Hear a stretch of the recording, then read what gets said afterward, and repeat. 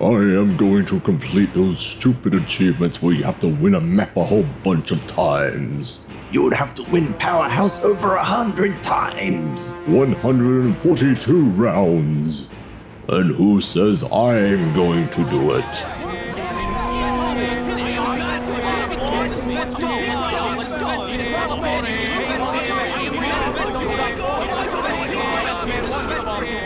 Mispawing feet picks to the victor.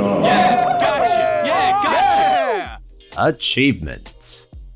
Team Fortress 2 has a lot of them.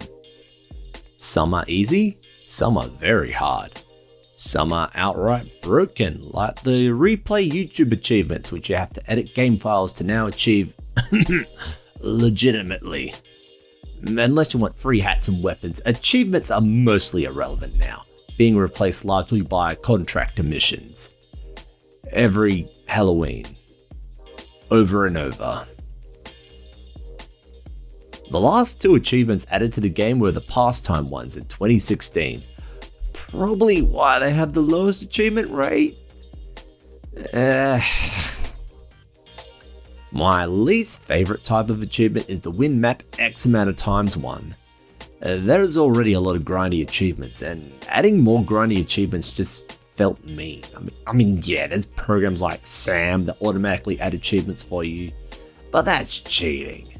I want to do these achievements legitimately, at least somewhat. However, we don't have to do the grinding. Let me introduce you to TF bots. You can add bots to an offline game without enabling SV cheats, which blocks the ability to get achievements.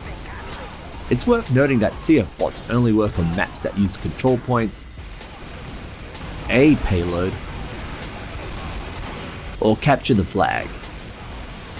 Payload race, player destruction, and other game modes are not compatible. You can make spies and snipers roam around as they have different programming to the other bots, but that's about it. This rules out Hell Tower and Doomsday, sadly. Well, at least I can use the bots on Process, Powerhouse, Foundry, Snakewater, and Standin. I started out by trying this on Process. Before I went into the map, I used some console commands to make sure everyone is on one team. MP Team Override 0, MP Team Unbalance Limit 0, MP Auto Team Balance 0, and of course SV Cheats 0, as loading the map with cheats stops it from tracking stats. Oh, and map process to load the map. We'll be using the final version. Now let's load in some bots. As mentioned, the reason why we're using TF bots is because they can be put in without enabling cheats, and by disabling all team balancing features, we can put all the bots on one team. By using the command tfbot add, followed by the parameters 24 for the number of bots, scout for the class, and red for the team, we can summon an army of scout bots to play the game for us. If you want to keep them all the same class, you need to use the command tfbot force class, followed by the class. We want Scout because he's fast and caps fast. Also, it kills all the bots who weren't that class, so that's funny. And that's pretty much it. We let the Scout army do its thing while we idle in the spawn. I'm sure there are more ways I could speed this up, like removing the wait time at the start, but this works fine as it is. It's kind of scary seeing as many scouts move in unison. Imagine joining a server and seeing this. I did notice a few interesting quirks while idling, like when you're on the menu it won't count the number until you go back into the game. It still counts on Steam's end, but it will only update in the game when you're in the game. After about an hour and a half of letting the bots cap for me, I finally got Process's achievement. Powerhouse worked a bit differently. First off, I found joining a new game made the bots distribute themselves across the two teams when I joined a new map, requiring me to kick them all and re-add the bots later on. However, when I did this, there was always one bot that joined blue and the rest were on red. This was easily fixed by kicking the individual bot.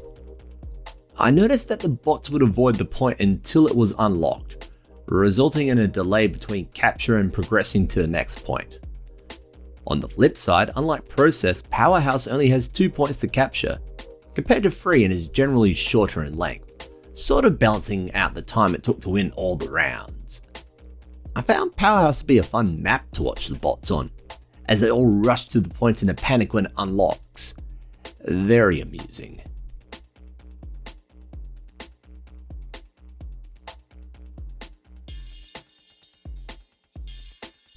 It took about the same amount of time to get the achievements for the map as Process.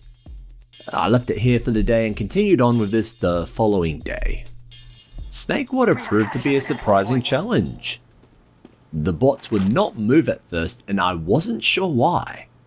Normally when this happens it's because a nav mesh was not included, but some bots were moving? How strange. So it turns out at some point the spawn was moved back on Snakewater, but the nav mesh for the bots was not updated to include this area, meaning bots will not move unless they happen to touch the small bit of the nav mesh at the front.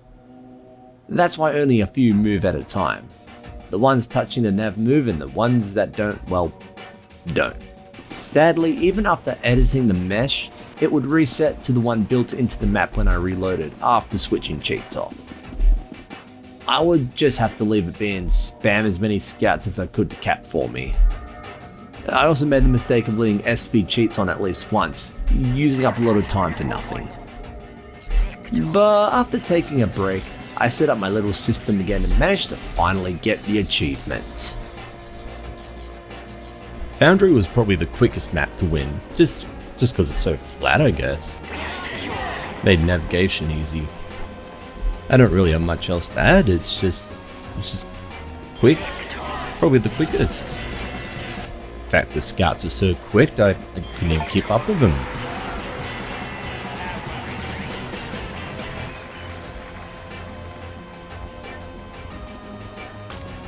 Lucky last was Standin. I did my setup and there's no nav mesh. After generating one and a bit of fiddling around, I finally got the bots moving. Standin is a domination map, so all the points are available at all times. Despite this, it looks like they focus only on 1 point at a time. This does slow things down, but the bots are still doing their job, and sometimes they do cap more than 1 point, but seem to leave A last, so I'm clocking this up some pathing problem or something, you know. There. After about 2 hours of letting the bots run, I finally got the achievement. Yay!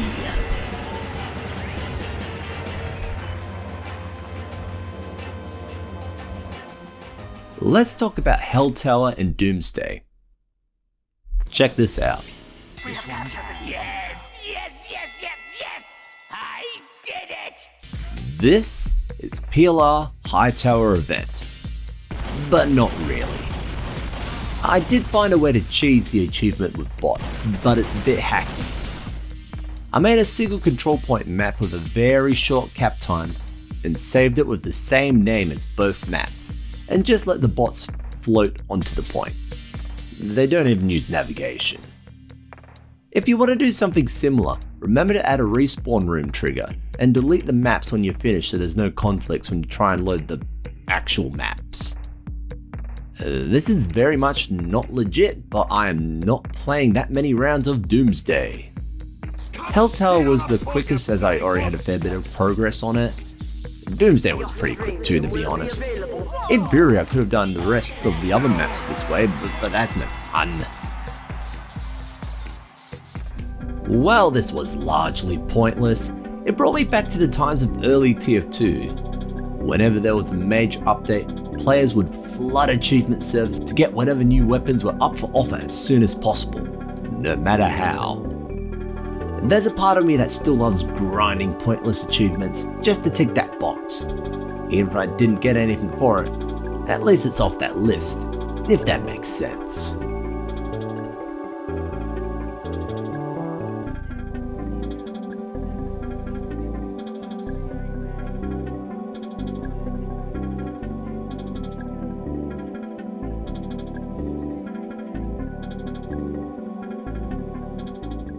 Saruman the Stinky,